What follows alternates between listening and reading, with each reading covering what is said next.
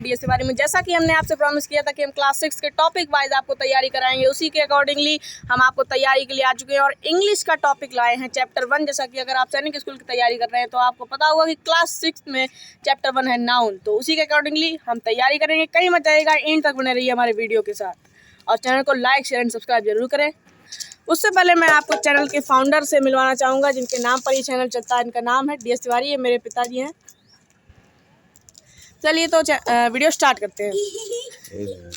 Nouns के बारे में जैसा हम जानते हैं, नाउन को संज्ञा हिंदी में कहते हैं। हम अभी पिछली क्लासों में पढ़ चुके हैं 4th, 5th, 3rd में कि नाउन्स क्या होते हैं, बट जो थोड़ा एक्सप्लेनेशन के साथ, ताकि आप एग्ज़ाम को फोड़ सकें, तो हर चीज़ की तैयारी करनी है। तो डेफिनेशन, परिभाषा में से आगे बढ़ेंगे। Noun is the name of a given to thing person subject. मतलब नाउन वह शब्द है, संज्ञा वह शब्द है जो किसी वस्तु, स्थान, भाव को प्रकट करता है। जैसे कि वस्तु का मतलब कोई भी चेयर रखी है या फिर कुछ भी चीज़, वो नाउन में आएगा। वस्तु, स्थान, कानपुर है, कानपुर, ऐसे काफ़ी शहरों के नाम, ये सब भी नाउन में आते हैं। तो नाउन के बारे में हम समझ गए। The noun is the name of person, place और थिंग। अब काइंड्स के बारे में हमें समझना है। अगर प्रकार नाउन के क्या होते हैं, नाउन के काइंड्स, बेसिकली पहले नाउन के 2 काइंड सिखाए जाते हैं हमें। एक होता है काउंटेबल नाउन, एक होता है अनकाउंटेबल नाउन। काउंटेबल नाउन और अनकाउंटेबल नाउन। तो पहले अनकाउंटेबल के बारे में जाने या काउंटेबल। चलिए अनकाउंटेबल के बारे में जान लेते हैं। An uncountable noun is sometimes use as countable noun. अर्थ आप नहीं समझ पाएंगे। An uncountable noun is sometimes use at countable noun.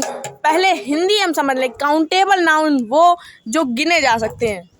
Countable noun उस वस्तु को कहेंगे जो गिनी जा सकती है, और वह वस्तु जिसे गिनना नामुमकिन है, असंभव है, वो अनकाउंटेबल नाउन्स में आएगी। तो वर्गीकरण, क्लासिफिकेशन हो चुका है। अनकाउंटेबल नाउन क्या होगा? जो गिने ना जा सके। अनकाउंटेबल नाउन क्या होगा? द नाउन्स, लिख लेते हैं हम अनकाउंटेबल नाउन की। पहले इसको इरेज कर लेते हैं। First we have to erase this.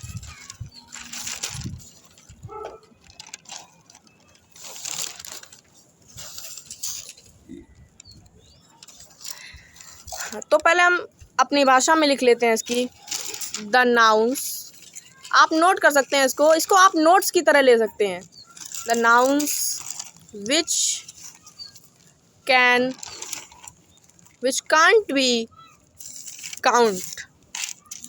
be counted are called uncountable nouns. Okay, is that clear? And now we have to see countable nouns.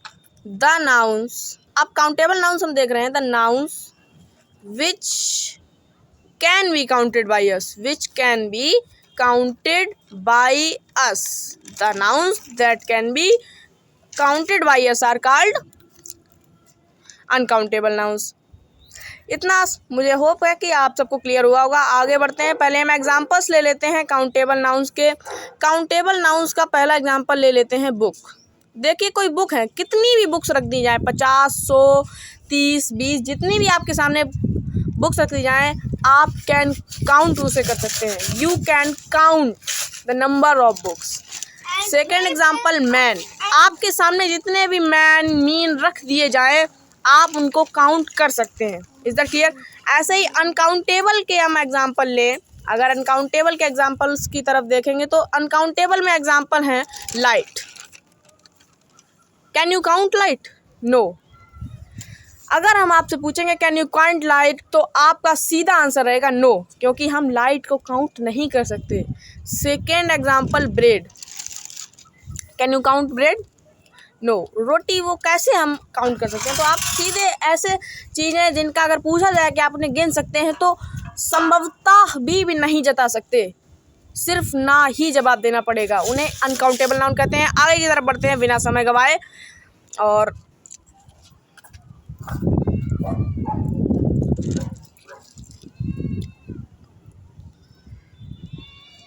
some nouns have different meanings when they are used countably and when used, okay, and now collective nouns. Third, अब basically हम पढ़ते हैं collective nouns. Collective nouns का मतलब होता है समूहवाचक संज्ञा। हिंदी लिख देता हूँ ताकि बहुत ज़रूरी होती है, हिंदी ज़रूरी होती है। समूहवाचक संज्ञा, कुछ बच्चे ऐसे होंगे जिन्होंने हिंदी मीडियम से सैनिक स्कूल का पेपर देना चाहते हैं, तो आप घबराइए मत। अगर आप इंग्लिश पढ़ना नहीं चाहते तो आप 6th में आपके लिए होता है सिस्टम ये कि आप इंग्लिश की जगह हिंदी को भी चूज़ कर सकते हैं। अगर मीडियम से आप पेपर देना चाहते हैं तो आप क्या करना है, आपको इंग्लिश की जगह हम हिंदी के भी वीडियो लाते रहेंगे, बट वीकली आप आएंगे वीडियो। अब जैसे इंग्लिश के आएंगे वैसे हिंदी के तो आना संभव नहीं है। आगे चलते हैं। कलेक्टिव नाउन्स समूह में, जैसे कि सीप्स के समूह को हम फ्लीट कहते हैं। ऐसे कि हर एक चीज़, हर एक संज्ञा, हर एक वस्तु के समूह होते हैं, तो उनके लिए हम सेपरेट वीडियो या सेपरेट कम्युनिटी टाइप डाल देंगे जिससे आपको पता लग सके। तो इनको लर्न करने वाली चीज़ है, तो लर्न करना हमारा आपका काम है। और डी, ये बेसिकली 3 दिए गए हैं इस समय। बेसिकली सैनिक स्कूल की बुक में 3 काउंट दे दिए गए, पर मैं आपको समझाना चाहूँ क्योंकि आते ज़रूर हैं।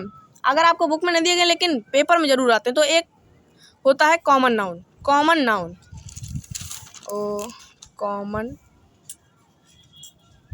Okay, common noun. अब कॉमन नाउन का मतलब क्या होता है? कॉमन नाउन का मतलब होता है, कॉमन नाउन जैसे कि किसी चीज़ के बारे में बताया गया। जैसे कि अगर हमने कह दिया रिवर, एक तरफ हम लिखते हैं रिवर, ठीक है, इज दैट क्लियर। और फिर अगर हम लिख दें गंगा, अगर हम रिवर लिखने के बाद गंगा लिख दें तो रिवर और गंगा में फ़र्क हो जाएगा। ये 2 प्रकार के नाउन्स हो जाएंगे, 2 प्रकार के नाउन्स हो जाएंगे। आप पूछेंगे आप सर कैसे? तो देखिए, जो चीज़ की सिर्फ जाति बताई जाए तो वो जाएगा कॉमन नाउन में। अगर आपको चीज़ की जाति बताई जाए तो वो जाएगा कॉमन नाउन में। किस में? कॉमन नाउन में। Okay, is that clear. और अगर उसका नाम बता दिया जाए तो वो चला जाएगा, एक प्रॉपर नाम बता दिया जाए तो कहाँ चला जाएगा? वो प्रॉपर नाउन के अकाउंट में चला जाएगा। दोस्तों, अगर आपको ये चीज़ अच्छी लगी हो तो प्लीज़ चैनल को लाइक करें, क्योंकि हमारा लक्ष्य है आपको सैनिक स्कूल तक पहुँचाना। तो आप कॉमन नाउन, प्रॉपर नाउन में अंतर समझ गए होंगे। तो इतने ही काउंट्स होते हैं काउंट के। तो मैं आपको एक एक्सरसाइज देता हूँ, आपके आंसर सभी मैं नहीं दिखाऊंगा, आप इसको जल्दी नोट कर लीजिए और मुझे आंसर दीजिए कमेंट में। फिर भी मैं आपको इस एक्सरसाइज के आंसर बता देता हूँ क्योंकि अभी तक मैंने कोई एक्सरसाइज कराई नहीं है। तो इसमें क्या करना है? Fill in the blanks. देखिए, अब हम पेन्स का इस्तेमाल करते हैं। Fill in the blanks with the proper form of verbs given in the brackets, use only present tense. Present tense का यूज करके प्रॉपर फॉर्म भरना है वर्ब का। All the sugar have been consumed, मतलब आपसे पूछा गया क्या हमें लगाना है यहाँ? All the sugar have been consumed. देखिए, इसमें चेंज की ज़रूरत आपको होगी क्योंकि शुगर जो है वो एक ही है, लेकिन इसलिए एक है क्योंकि ये अनकाउंटेबल नाउन में आती है। अगर ये अनकाउंटेबल नाउन में ना आती होती तो इसमें हम हैव ही बना रहने देते। Is that clear? तो इसमें हम सीधी सी बात है हैज़ का प्रयोग करेंगे, हैज़ यहाँ पर फिल करेंगे। Next, the English cricket team accepted to arrive in India today. तो बी की जो प्रेजेंट टेंस फॉर्म होती है वो क्या होती है? इज नाउन के साथ लगा देंगे तो the English cricket team is expected, तो हमें इज लगाना पड़ेगा। बी एक्सपेक्टेड का मतलब होता है आ रही है, हो रहा है यहाँ पर काम, तो हमें इज की यूज करना पड़ेगा। तो क्या यहाँ पर क्या भर देंगे? Is. Okay, is that clear? Now third है क्या कर रही हो? Good cutlery expensive. तो यहाँ पर भी देखिए बी का यूज हुआ, बी वालों में आपको इज का यूज करना है, तो is. Okay, B is, yes. And fourth is a lot of milk to be drunk by the patient. अब हमें यहाँ पर क्या करना है? जो पेशेंट, देखिए जैसे कि कोई मरीज है, अगर जैसे कि मरीज को दूध पीना चाहिए या फिर उसे दूध की ज़रूरत है, अगर जैसे कि यहाँ पर नीड्स का यूज़ होगा क्योंकि जो पेशेंट है लॉट ऑफ मिल्क की नीड है उसे, अगर उसे पीना चाहिए तो लॉट ऑफ का यूज़ नहीं होगा क्योंकि ज़रूरी नहीं ज़्यादा दूध पिए, 1 ग्लास दूध भी कोई व्यक्ति पी सकता है, इसलिए लॉट ऑफ मिल्क का यूज़ हुआ है। तो हमें ये याद रखना चाहिए क्योंकि नीड्स की यूज़ होगा, अगर उसे ज़रूरत है तभी लॉट ऑफ मिल्क कहा जाएगा। तो नीड्स का यूज़ हम करेंगे, जैसे कि नीचे आपको आंसर भी दिख रहे हैं। और 5वां है most of the money now been spented. देखिए बहुत सी मनी स्पेंट हो चुकी है। हैव को हमें प्रेजेंट टेंस में बदलना है, सिंगुलर फॉर्म में लाएंगे तो क्या हो जाएगा, हैज़। तो यहाँ पर ये एक्सरसाइज कंप्लीट हुई। अब हम आपको एक्सरसाइज 2 देते हैं होमवर्क में, आपको कमेंट्स में आंसर देने हैं। इसके आंसर हम दे नहीं रखे हैं, और बी की जगह आपको पता है इज लग जाएगा, हैव की जगह हैज़। इस प्रकार से सिंगुलर प्लूरल का खेल होगा। तो आप एक्सरसाइज 2, एक्सरसाइज 3, एक्सरसाइज 2 नोट कर लीजिए, आप स्क्रीनशॉट भी ले सकते हैं।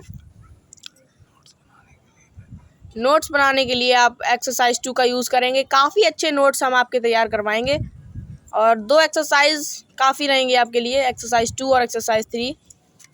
मल्टीपल चॉइस क्वेश्चन इसी में देख लेते हैं। This is a wonderful class. तो अगर हम इसमें पूछा गया है identify the type of noun. देखिए मैंने कहा था ना, भले ही बेसिकली चैप्टर में आपको नहीं दे रखा है, लेकिन यहाँ पर पूछा जाएगा कॉमन नाउन, प्रॉपर नाउन, देखिए सब दे रखा है यहाँ पर। देखिए आपको इसको सॉल्व करेंगे तो आपका एक्सपीरियंस होगा नाउन्स में। तो ब्रश को खोल लेते हैं, और this is a wonderful class. Class देखिए, अगर हम कह देते this is wonderful 10th class, या फिर कह देते this is a wonderful art class, तो ये प्रॉपर नाउन में चला जाता। सिर्फ वंडरफुल क्लास है। क्लास हम बता नहीं सकते कौन सी क्लास है, किस चीज़ की क्लास है, क्योंकि क्लास भी बहुत तरह की तरीके की होती हैं। तो इसका आंसर क्या हो जाएगा, डी ऑप्शन राइट होगा इसका, D option, common noun. Common noun में चला जाएगा। Okay, the house is made of BRICS. यहाँ पर देखिए house is made of BRICS. अब हमें पता चल गया है ब्रिक्स का मेड है, ब्रिक्स का हाउस है। हाउस बहुत प्रकार के होते हैं, लेकिन जब इसकी हमने विशेषता बता दी, कह दिया कि ये ईंटों का है, तो हमें अब इसकी प्रॉपर बात पता चल गई। तो कहाँ चला जाएगा, कॉमन नाउन की जगह एब्स्ट्रैक्ट नाउन में चला जाएगा जी। एब्स्ट्रैक्ट नाउन या फिर मटेरियल नाउन भी आप कर सकते हैं, क्योंकि मटेरियल नाउन हाउस है तो वो मटेरियल है, और ब्रिक्स दे रखा है तो ब्रिक्स से बना है तो एक मटेरियल है वो। ओके, नेक्स्ट है question 3, honesty is the best policy. Honesty is the best polity, ये काफ़ी अच्छा टेंस दिया गया है। ईमानदारी सबसे अच्छी नीति है। तो ये किस में जाएगा, कलेक्टिव नाउन में, प्रॉपर नाउन में, कॉमन नाउन में, एब्स्ट्रैक्ट नाउन में। देखिए अब हम सबकी आपकी हिंदी बता दें तो आप अपने आप इसको कर देंगे। Honesty is the best polity की अभी मैंने बताई कि ईमानदारी सबसे अच्छी नीति है। कलेक्टिव नाउन होता है समूहवाचक, अभी मैंने आपको बताया था समूहवाचक। ओके, और नेक्स्ट प्रॉपर नाउन मैंने अभी बताया था, जिसकी विशेष जाति का पता लग जाए, हमें प्रॉपर जाति का पता लग जाए। कॉमन नाउन जिसकी सिर्फ जाति का पता, उसका नाम का ना पता। और एब्स्ट्रैक्ट होता है भाववाचक। देखिए अगर आपने सेंटेंस फील किया है तो आपको पता लग रहा होगा कि इसमें भाव दिया गया है। ईमानदारी एक गुण है, एक भाव है, इसको गुणवाचक भी कहते हैं, लेकिन ये सर्वनाम यूज होता है प्रोनाउन में। वो अगला चैप्टर आपके बारे में सब उसके बारे में पढ़ेंगे भी। तो एब्स्ट्रैक्ट नाउन यहाँ पर इसका राइट आंसर हो जाएगा। Option number D will be the right answer for this question.